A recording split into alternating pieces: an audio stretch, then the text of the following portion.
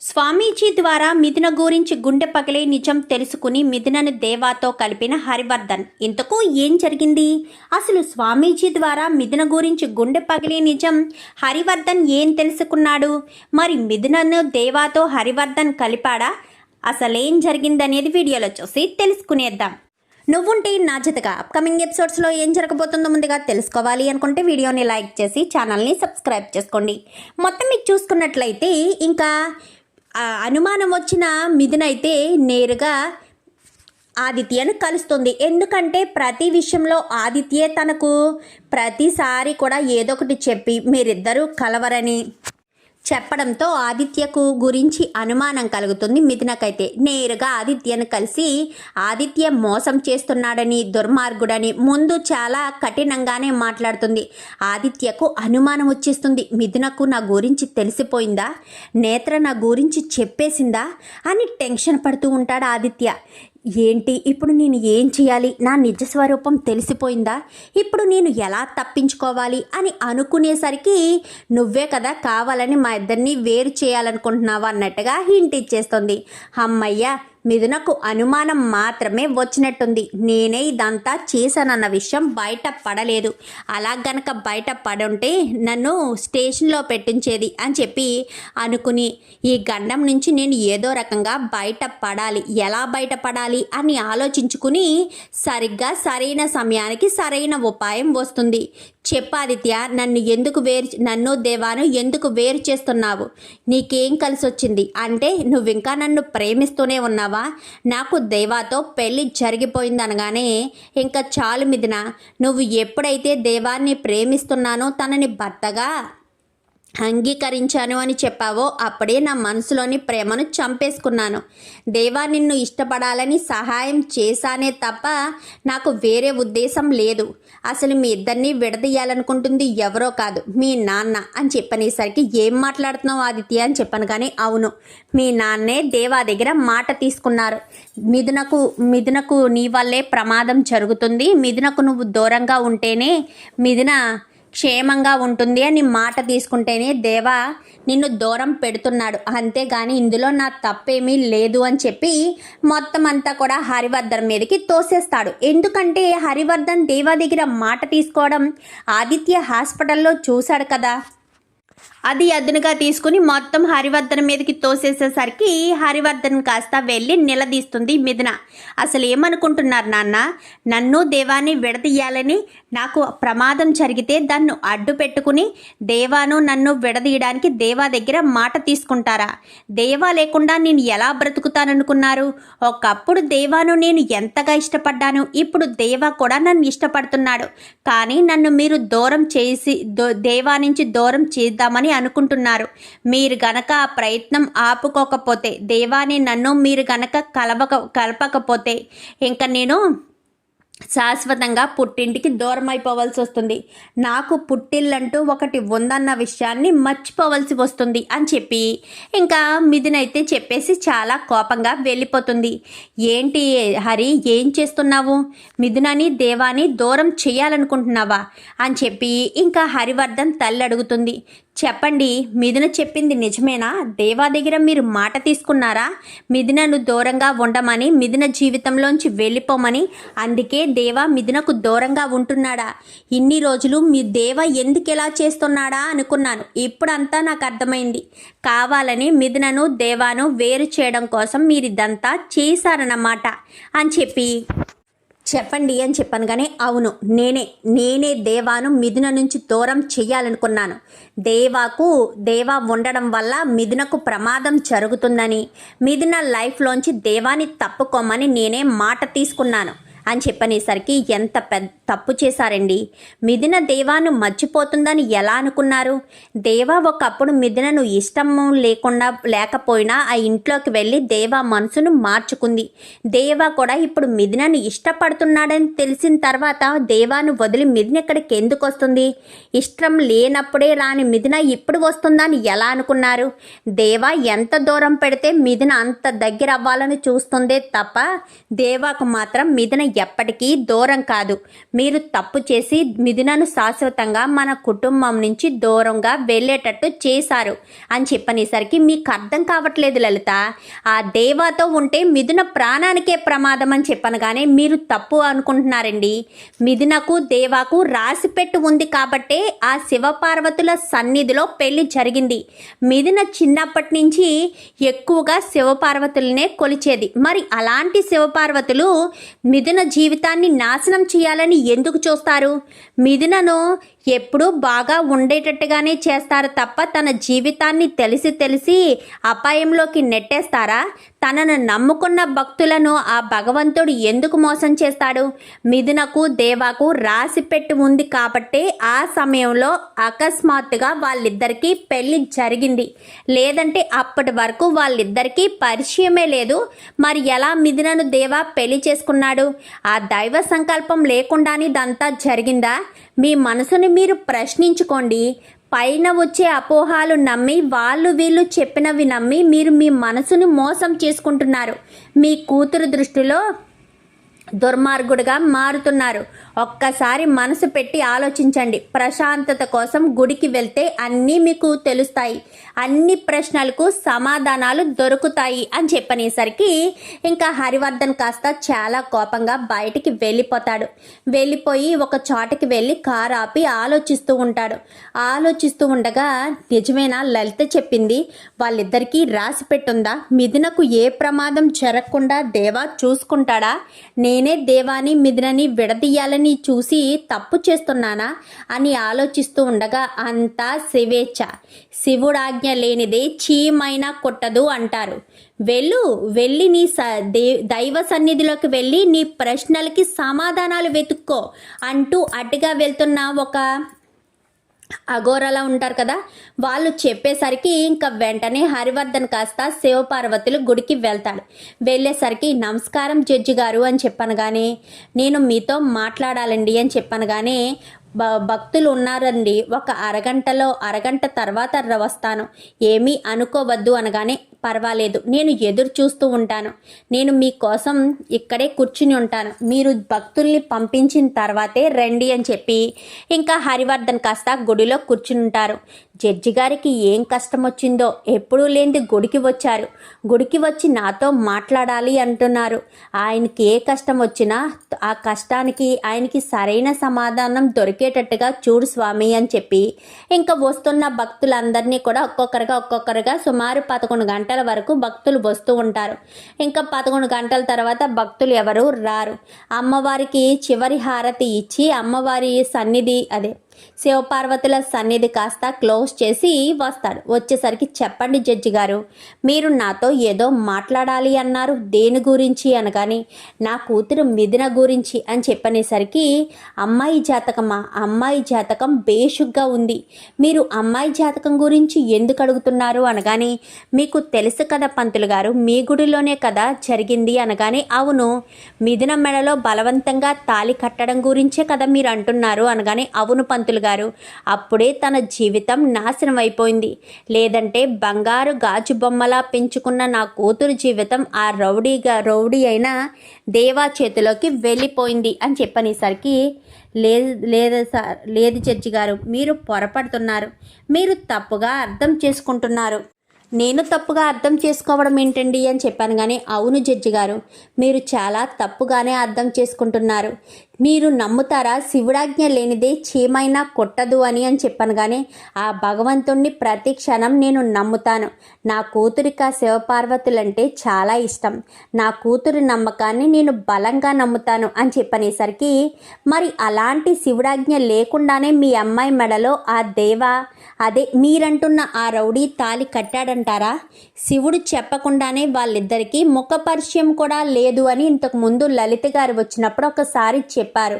అప్పుడే లలిత గారికి చెప్పాను, మీ అమ్మాయి జీవితం చాలా బేషుగ్గా ఉంటుంది, అబ్బాయిలో మార్పు వస్తుంది, అమ్మాయి అబ్బాయి ఇద్దరు క్షేమంగా ఉంటారు, వాళ్ళిద్దరినీ విడదీయడం ఎవరి వల్ల సాధ్యం కాదు. ఎన్ని ప్రమాదాలు, ఎన్ని ఒడిదుడుకులు, ఎన్ని కష్టాలు, ఎన్ని ఆటంకాలు వచ్చినా కానీ వాళ్ళిద్దరి మధ్య మాత్రం ఎప్పుడూ ప్రేమ చిగురుస్తూనే ఉంటుంది అని చెప్పాను.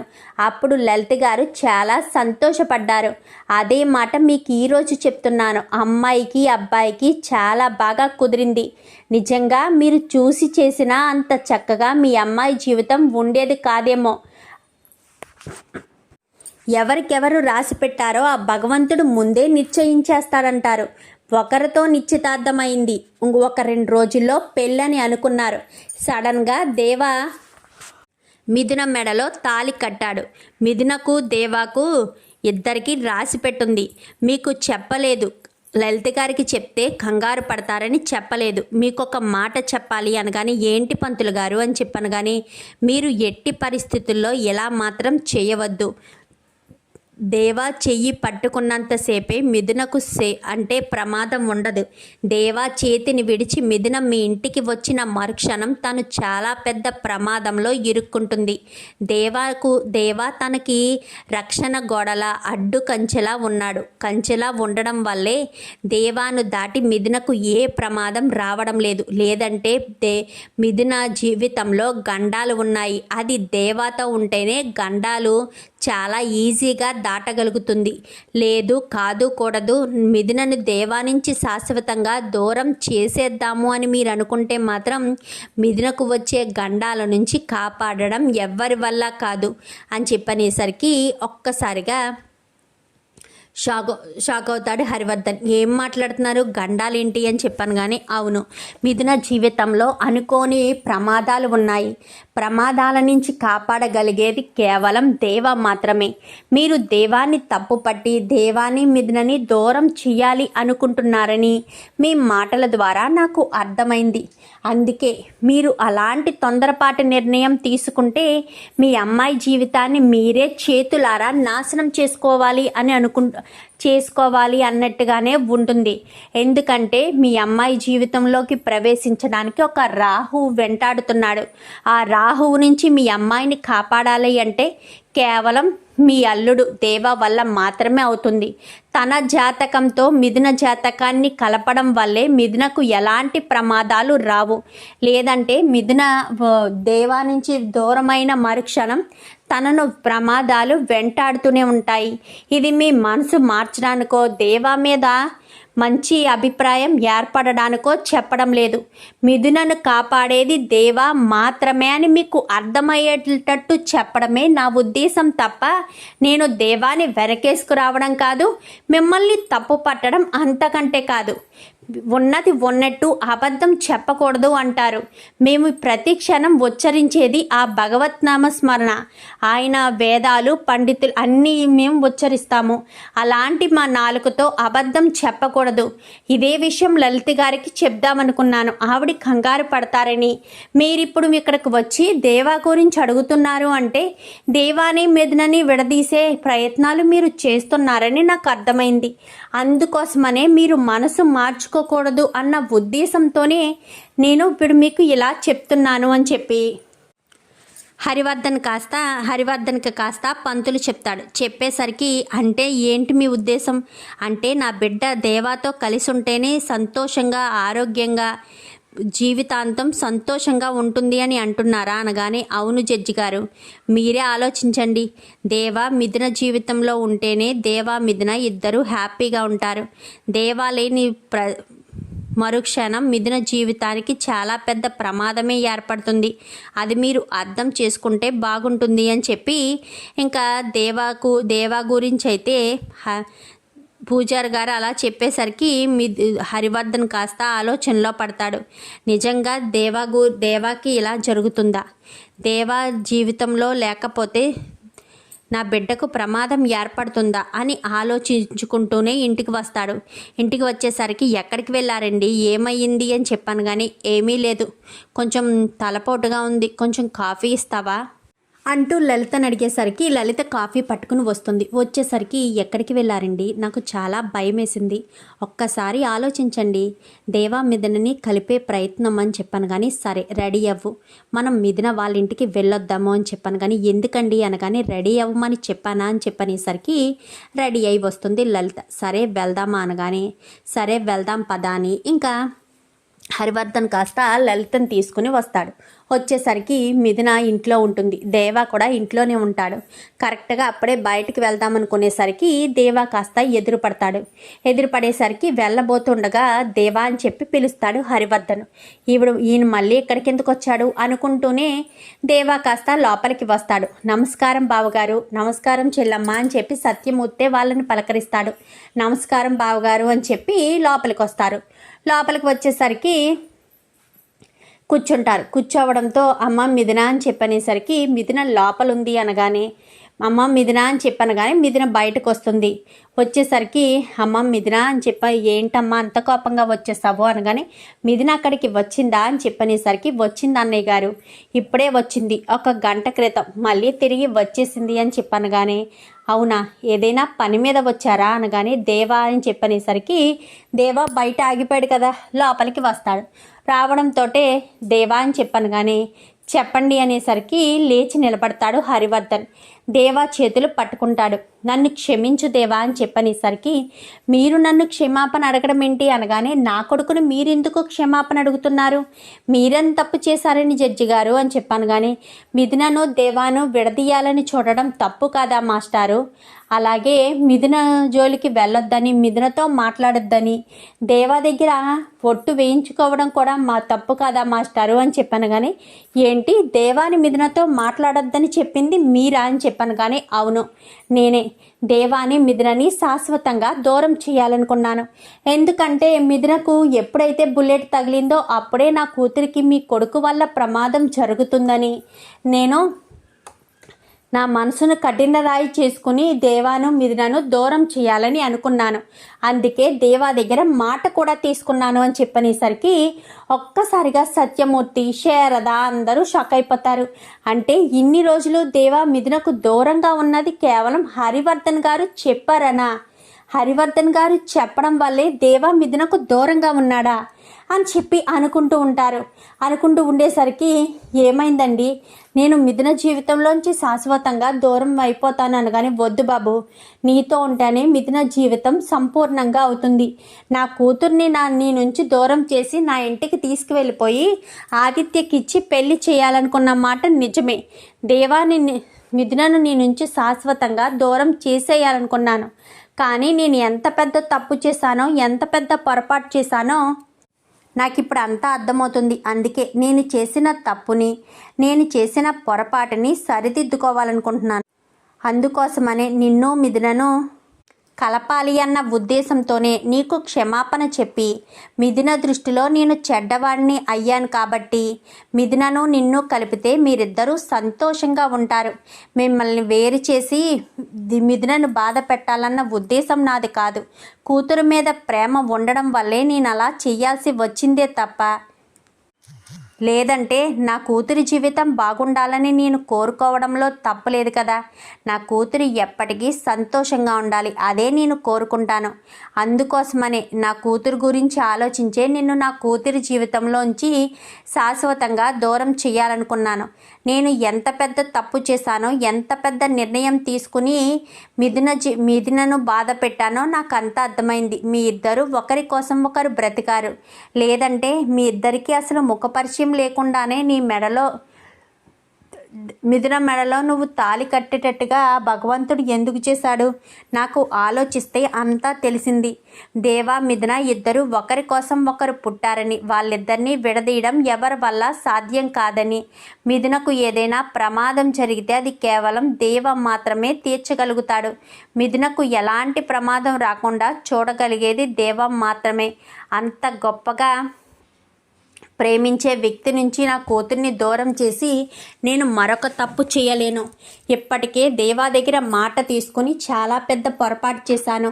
ఇక మీదట ఏ తప్పు చేయకూడదు అన్న ఉద్దేశంతోనే దేవాకు క్షమాపణ చెప్పి మిథునను మీకు అప్పగించి మీ కోడలుగా మీకు అప్పగించి మిథునను దేవాను ఒకటి చేద్దాము అన్న ఉద్దేశంతోనే నేను వచ్చాను అని చెప్పి హరివర్ధన్ కాస్త చెప్తాడు. చెప్పేసరికి ఏం మాట్లాడు బాబు దేవా అని చెప్పి దగ్గరికి పిలిచి మిథునను పిలిచి మిథున చేతిలో దేవా చేతిని పెట్టి ఏ చేతితో అయితే నేను ఒట్టు వేయించుకున్నానో అదే చేతితో మీ ఇద్దరిని ఒకటి చేస్తున్నాను. దేవా మిథున ఎప్పటికీ సంతోషంగా ఉండండి. బావగారు రేపు పంతులు గారితో మాట్లాడాను. రేపు మెట్టెలు ఫంక్షన్ చేయడానికి మంచి రోజు అన్నారు. రేపు ఉదయాన్నే గుడి దగ్గరికి వచ్చేసండి. మెట్టెలు ఫంక్షన్ చేసి వీళ్ళిద్దరినీ ఒకటి చేద్దాం. భార్యాభర్తలుగా చేయవలసిన పనులన్నీ కూడా వీళ్ళిద్దరితో చేపేద్దామని చెప్పేసరికి చాలా సంతోషం అన్నయ్య గారు అని చెప్పాను. కానీ లలిత అని చెప్పనేసరికి సరేనండి అని బొట్టు పెట్టి రేపు గుడి దగ్గరికి వచ్చేసేయండి. అమ్మ మిథున నువ్వు దేవా ఈరోజే బయలుదేరండి. ఇప్పుడే అక్కడికి వచ్చేయండి. రేపు మనం అక్కడి నుంచే గుడి దగ్గరికి వెళ్దాము అనగానే వెళ్ళండమ్మా అని చెప్పి సత్యమూర్తి అంటాడు. ఇంకా దేవా అయితే చాలా సంతోషపడిపోతాడు. లోపల దేవాకు వస్తున్న ఆనందం తనను ఉక్కిరి బిక్కిరి చేస్తూ ఉంటుంది. ఎందుకంటే ఎప్పుడెప్పుడు మిథునకు తన మనసులోని ప్రేమ చెప్పాలా అని దేవా ఆరాట పడుతూ ఉంటాడు. ఇంకా సరే అని చెప్పిన తర్వాత మీరు వెళ్ళండి, సాయంత్రానికి వస్తాము అని చెప్పి దేవా అంటాడు. ఏంటి బాబు నా మీద ఇంకా కోపం పోలేదా అని చెప్పనేసరికి నాకు మీ మీద కోపం కంటే మిథున మీద మీకున్న ప్రేమే నాకు కనిపించింది. అందుకే మీ మీద కోపం నాకేమీ లేదు. మీరంతా సంతోషంగా ఉండాలి. మిథునను క్షేమంగా సంతోషంగా చూసుకునే బాధ్యత నాది అని చెప్పి హరివర్ధన్కి కాస్త దేవా మాటిస్తాడు. సరే నాన్న మేము సాయంత్రం వస్తాము అని చెప్పనేసరికి ఇంకా దేవా మిథున కోసం గదిలో ఎదురు చూస్తూ ఉంటాడు. మిథున గదిలోకి వస్తుందేమో, మిథునను హక్ చేసుకుని మిథునకు తన మనసులోని ప్రేమను ఎప్పుడెప్పుడు చెప్దామా అని చాలా ఎగ్జైట్మెంట్గా ఎదురు చూస్తూ ఉంటాడు దేవా. మిథున ఏరీనా అనుకుంటూ గదిలోకి వచ్చేసరికి గదిలోనే ఉండగానే మిథునని వెనకాల నుంచి గట్టిగా హక్ చేసుకుంటాడు. హక్ చేసుకుని ఐ లవ్ యూ మిథున, ఈ మాట నీకు చెప్పాలని ఎన్నో రోజుల నుంచి నేను ఎదురు చూస్తున్నాను. ఈ మాట నా నోట్లోనే దాగిపోయింది. మీ నాన్న ఎప్పుడైతే నీ జీవితంలోంచి నన్ను దూరంగా వెళ్ళిపోమన్నాడో నరకం చూశాను మిథున. నువ్వు నా దగ్గరికి వచ్చి ప్రేమగా నన్ను పలకరించడం, ప్రేమగా నా కడుపు నిండా భోజనం పెట్టడం, ప్రేమగా నువ్వు మాట్లాడడం చూసి నా ప్రేమను చెప్పాలని ఎంతగానో ఆరాటపడ్డాను. కానీ నేను చెప్పలేని పరిస్థితిలో ఉండిపోయాను. అందుకే ఎప్పుడైతే మీ నాన్న నిన్ను నన్ను ఒకటి చేసి ఇద్దరిని ఒకటి చేశాడో ఇంకా నా ప్రేమను నా మనసులో దాచుకుని ఇంకా ఆలస్యం చేసి ఇంకా నీకు దూరంగా ఉండడం నా వల్ల కాదు. అందుకే ఎప్పుడెప్పుడు నువ్వు గదిలోకి వస్తావా అని ఎదురు చూస్తున్నాను అని చెప్పి ఇంకా తన మనసులోని మాటను చెప్పేసేసరికి మిథున అయితే చాలా సంతోషపడిపోతుంది. దేవాని గట్టిగా హత్తుకొని తన మనసులోని ప్రేమను కూడా దేవాకు చెప్పేసరికి నాకు ఒక మాట ఇస్తావా దేవా, ఎప్పుడు నా మీద నీకు ఇలాగే ప్రేమ ఉండాలని నాకు మాటిస్తావా అనగాని నా కంఠంలో ప్రాణం ఉన్నంత కాలం నీ మీద నాకు ప్రేమ చావదు. నీ మీద నాకు అసలు కోపం రాదు. నిన్ను నన్ను దూరం చేసే ఏ శక్తి కూడా మన ఇద్దరిని దూరం చేయలేదు అని చెప్పి అనేసరికి ఈలోపు లలిత కాస్త శారదకి ఫోన్ చేస్తుంది. వదిన గారు పిల్లలకి మొదటి రాత్రి కూడా ఏర్పాటు చేయాలి అని చెప్పనేసరికి అదే అనుకుంటున్నాను. రేపు ఎలాగా గుడి దగ్గరికి వస్తాను కదా, మాట్లాడదాం అనుకుంటున్నాను. వాళ్ళని దూరం పెడితే ఇలాగే ఏదో ఒక సమస్యలు వస్తాయి. వాళ్ళిద్దరూ ఒకరినొకరు ఇష్టపడుతున్నారు కాబట్టి జీవితాన్ని పంచుకోవడానికి కూడా సిద్ధంగానే ఉంటారు. అందుకే రేపు పూజ అయిపోతే ఎల్లుండి సాయంత్రం మొదటి రాత్రి అక్కడే ఏర్పాటు చేస్తాము అని చెప్పనేసరికి మంచి నిర్ణయం తీసుకున్నారు. నేను కూడా ఈయనతో ఒక మాట చెప్తాను, మీదిన దేవాతో కూడా మాట్లాడతాను అని చెప్పనేసరికి వద్దొద్దు, వాళ్ళకి సర్ప్రైజ్గా ఏర్పాటు చేద్దాము అని అని చెప్పనగానే సరే మీ ఇష్టం వదిన గారు, రేపు మాత్రం పెందల కడే గుడి దగ్గరికి వచ్చేసేయండి. మెట్టిల ఫంక్షన్ ఏర్పాటు చేయడంతో పాటు వాళ్ళిద్దరితో సత్యనారాయణ వ్రతం కూడా చేపిద్దాము. అది చేస్తే ఇద్దరి మధ్య ఉన్న ఎలాంటి ఇబ్బందులు అన్నీ తొలగిపోయి వాళ్ళిద్దరూ సంతోషంగా ఉంటారు అని చెప్పి ఇంకా శారద ఇటు లలిత ఇద్దరు కూడా మాట్లాడుకునేసరికి ఇదంతా చూసి సూర్యకాంతం ఒక్కసారిగా షాక్ అయిపోతుంది. వీళ్ళిద్దరినీ శాశ్వతంగా విడదీద్దామని నేను అనుకుంటే వీళ్ళిద్దరూ కలిసి మెట్టెల ఫంక్షన్లు, మొదటి రాత్రులు ఇవన్నీ చేసుకోవడం ఏంటి? ఈ విషయం అర్జెంటుగా త్రిపురకు చెప్పాలని త్రిపురకు ఫోన్ చేసి చెప్తుంది. మరి త్రిపుర వీటిని ఎలా అడ్డుకుంటుంది? ఇంకా హరివర్ధనే అంగీకరించాడు కాబట్టి ఇంకా అడ్డుకునే అవకాశం కూడా లేకుండా త్రిపురకు ఎలాంటి వార్నింగ్ ఇవ్వబోతున్నాడు? ఇదంతా కూడా రాబోయే ఎపిసోడ్స్లో చూసి తెలుసుకునేద్దాం. మా వీడియో కనుక మీకు నచ్చినట్లయితే వెంటనే లైక్ చేసి మా ఛానల్ని సబ్స్క్రైబ్ చేసుకోండి. Thank you for watching.